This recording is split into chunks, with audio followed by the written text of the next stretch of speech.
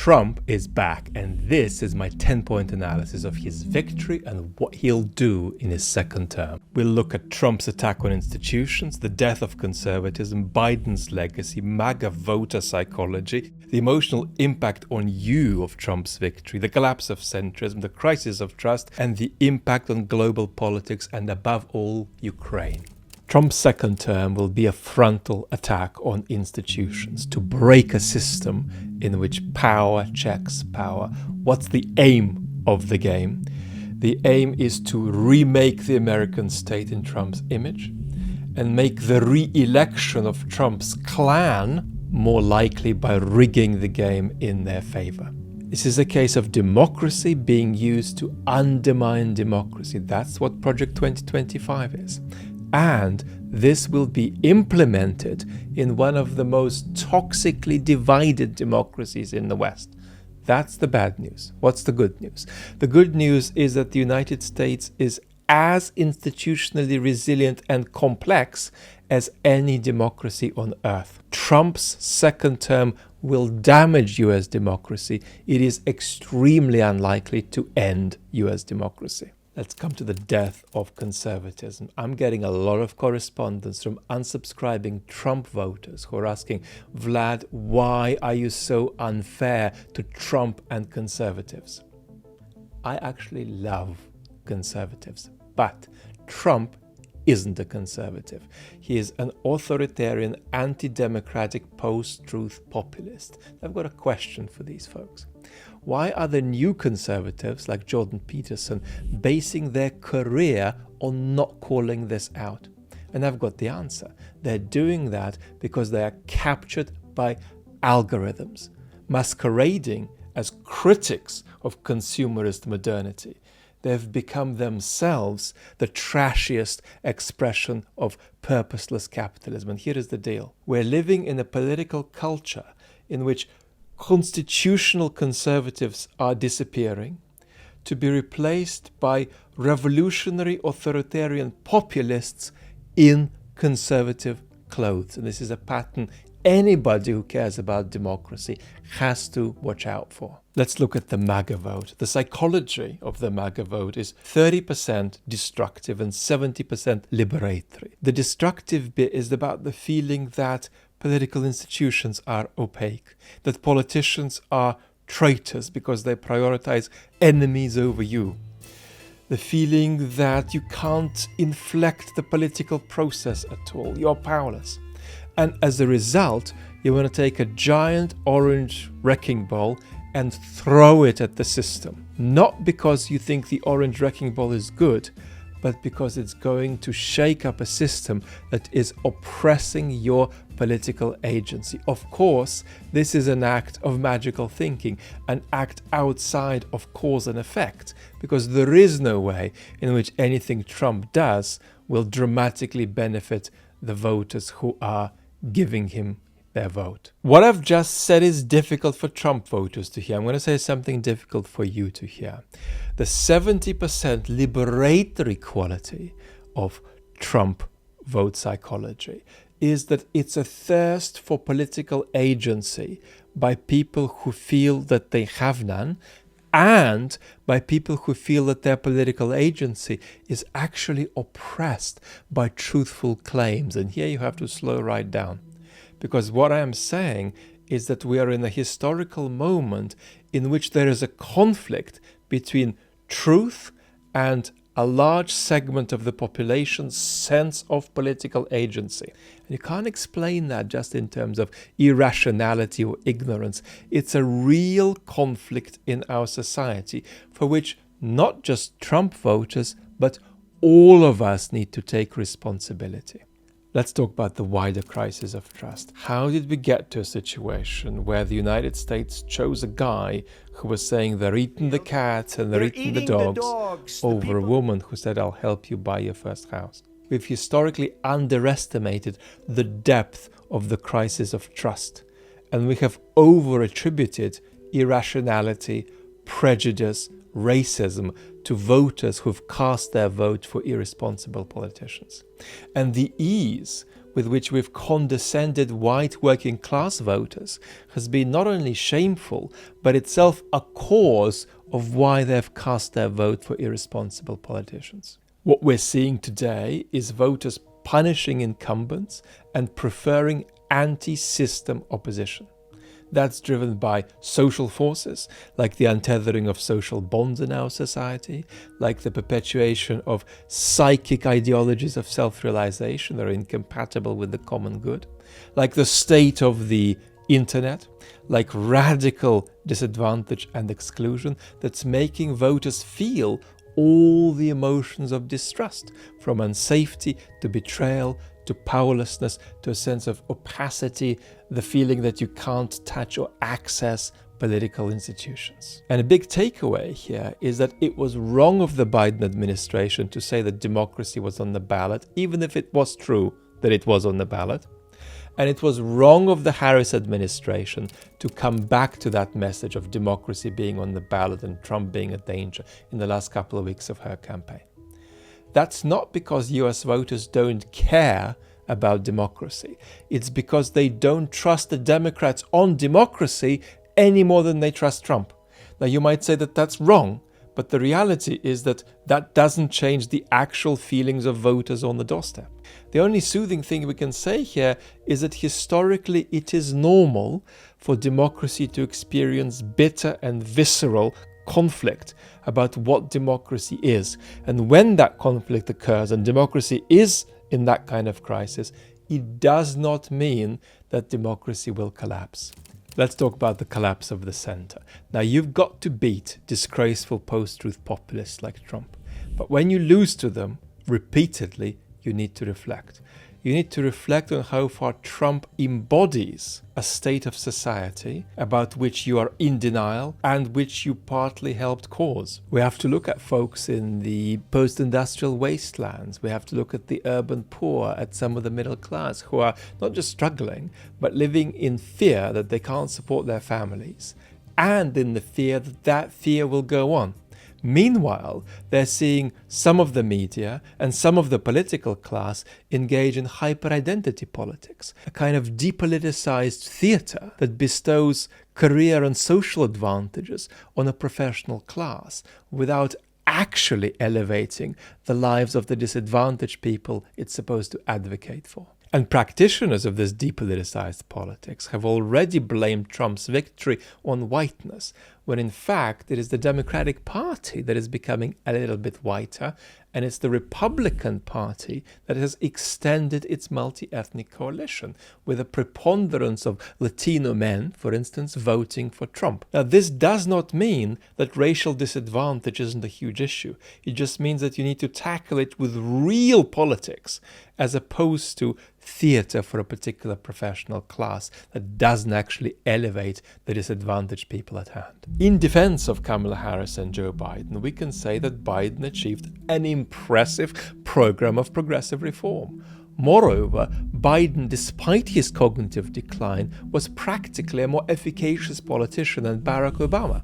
However, when you make good policy, but you justify it in centrist technocratic terms, it doesn't come across to the population. And this creates a further painful dilemma, that you have to engage in somewhat populist discourse. But if you engage in it too much, that discourse will in of itself start undermining democratic institutions. And this is a very difficult needle to thread, but there's no other choice except to try. And now let's talk emotion, because we've been pretty brutally honest with ourselves so far. It's important to acknowledge that it's okay to be physiologically impacted by Trump's victory. Moreover, the second time is going to feel worse than the first, especially if you felt that the first time was an aberration. You can't have two aberrations, and that second time will really hurt any vision you have believe in about how democracy is 2 steps back and 3 steps forward. Right now, on podcasts and YouTube platforms, there is a pattern for left and liberal subscribers to unsubscribe from left and liberal platforms out of despair. I have to express compassion for that, At the same time, it's worth pointing out two things. The right wing tend to not demobilize like that. And historically, humans who came before us managed to endure difficult political moments with resilience and with radical hope, and we can learn from them. However, it's always important to put buffers and self-protection and mental health first. It really is a case of you got to put the mask on yourself first if you're going to be an effective citizen. Let's talk Joe Biden. And this is hard because I like Joe Biden so much, but I fear history will not judge him kindly. To his credit, he is one of the most progressive and efficacious American presidents of recent years. Moreover, if the Obamas had preferred Biden over Hillary, Biden would have won in 2016. In 2020, Biden ran with early onset cognitive decline, which online liberals were in denial about, on the ticket of saving democracy from Trump. But he ended up passing US democracy over to Trump. A few months ago, he won his Shakespearean battle with the dark side of his soul and realized that he needed to step aside. But the reality is he should never have tried to be a two-term president. And he left Kamala Harris in a very difficult situation. Had she won, he would have been judged on his policy achievements. Now that she has lost, he'll primarily be judged on having passed on the baton to Donald Trump, having labeled himself as the guy who's going to stop that from happening. Let's talk Kamala Harris. What happened with Kamala Harris is that in a very short period of time, she transcended herself as a public speaker and then transcended herself again now as a highly prepared, meticulous and effective debater. That was a case of remarkable human improvement due to hyper competence and an immense capacity to learn quickly in a very short period of time. Kamala Harris owed the country a 7 out of 10 performance relative to her talent. I don't think she gave a 7 out of 10 performance. I think she gave a 9.5 out of 10 performance. Because she doesn't have leadership skills at the very highest level, there were certain things she struggled to do. She struggled to define herself, and she struggled to define a future for America. However, there were few mistakes in her campaign. There was one at the end, which was about calling out Trump as a threat to democracy, a Biden tactic the Harris campaign initially rejected. And the other mistake was Biden's when he inappropriately used the word garbage. The reality is that Kamala Harris did her best, did an exceptional job relative to her talent, and was given an almost impossible position by Joe Biden, who left the ship too late. And we have to talk about journalism in the age of post-truth politics, because journalism is a key democratic counter-majoritarian institution that checks power. Journalism needs to do several of the following things to keep up with the age. Number one, journalistic institutions need a post-truth populist policy that comes from the top down, that's editorial and is not left to the individual journalist. Here is what happens right now. A journalist goes to interview Boris Johnson or Marine Le Pen, and then they come for dinner. And they say, well, this was a 15-minute interview and the interviewee lied 17 times. But I couldn't stop them, because if I'd stopped them every time, the interview wouldn't work. And so I didn't know what to do. And so I just let them say it all. You need institutional policy about what the journalist should do in that case, to make the journalist feel confident, to make them clear about what they need to do, and to make them feel assured that they're going to be backed up by their institution. The second thing you need to do is elevate fact-checking, but downgrade what you take to be a fact. The institution of fact-checking is vital, but currently it has ballooned into evaluative judgments. You cannot fact-check whether Barack Obama is a socialist, even though he clearly isn't one. But you can fact-check if Vice President Joe Biden went to Mongolia in August 2011, which he did. The next thing you need is to play offense and not defense. At the moment, journalistic institutions are in retreat from a culture that does not trust them, and they're frightened by the epistemic crisis around them. But that kind of retreat only further undermines their credibility. You have to be confident, courageous, and bold. And the fourth takeaway is that you cannot, as a journalistic institution, retreat into echo chambers and pretend that you have won arguments in your culture which you haven't won. Let's talk Trump and Ukraine. When Trump won, many of the world's unloveliest leaders would have been pleased, and many of the most responsible ones would have been frustrated. The words wake-up call resonated around Europe, but be skeptical. Europe's political default is right authoritarianism, and it is facing exactly the same crisis of trust as the United States. What Europe can do is spend more on defense, take the Russian threat more seriously, and focus on defending Europe with NATO without US backing. Let's begin doing a bit of analysis. Trump doesn't like Zelensky. Trump doesn't trust Zelensky. Trump thinks Zelensky extracted an excessive amount of resource and money from the United States. Trump will begin making statements about his Ukraine policy without consulting European leaders. The key difference between a Harris and a Trump administration on Ukraine isn't that one wants to end the war and the other doesn't. It's rather that the Harris administration was firmly close to the idea of ending the war on terms that are unsustainable for Ukraine, whereas it's not clear that the Trump administration is closed in the same way. Trump failed to form an elite around him in his first term, and that is a weakness of his. He is liable to be influenced by the last person who has walked through the door episodically. So much of what happens will depend on who gets into the Trump administration and what the internal politics is. A voice like Pompeo will be rather hawkish on Russia. A voice like Rick Grenell will be much more open to selling Ukraine out. Let's analyze the latest claims about a possible Trump peace plan in the Wall Street Journal.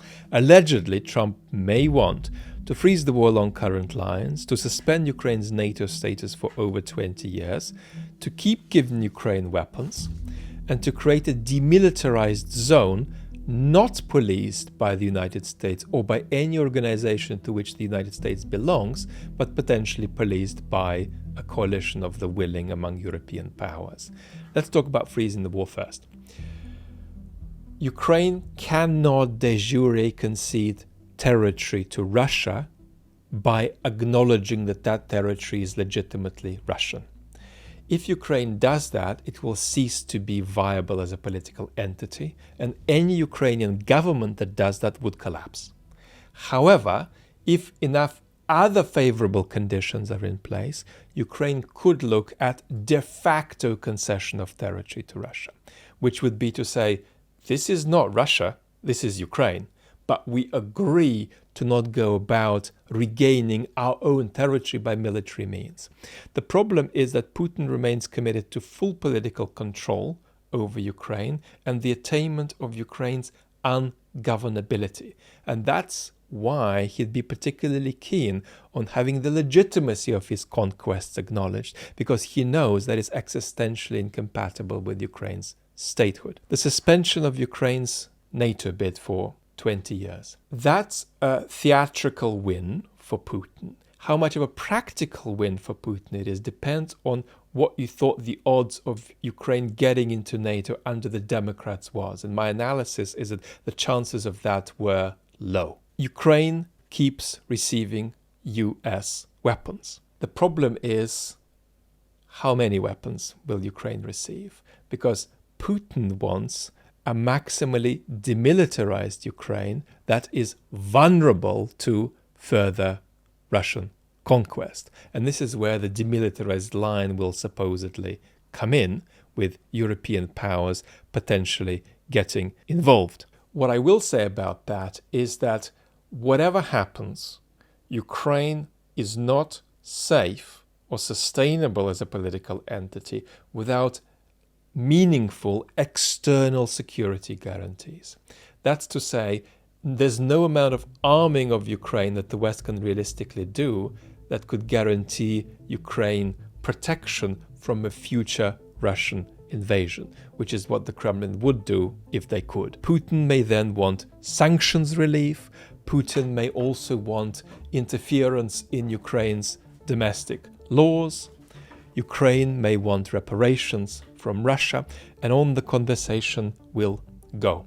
The only big picture thing I want to stress here psychologically about Trump is that it's a very big jump to go from confidence in oneself as a negotiator to actually negotiate effectively.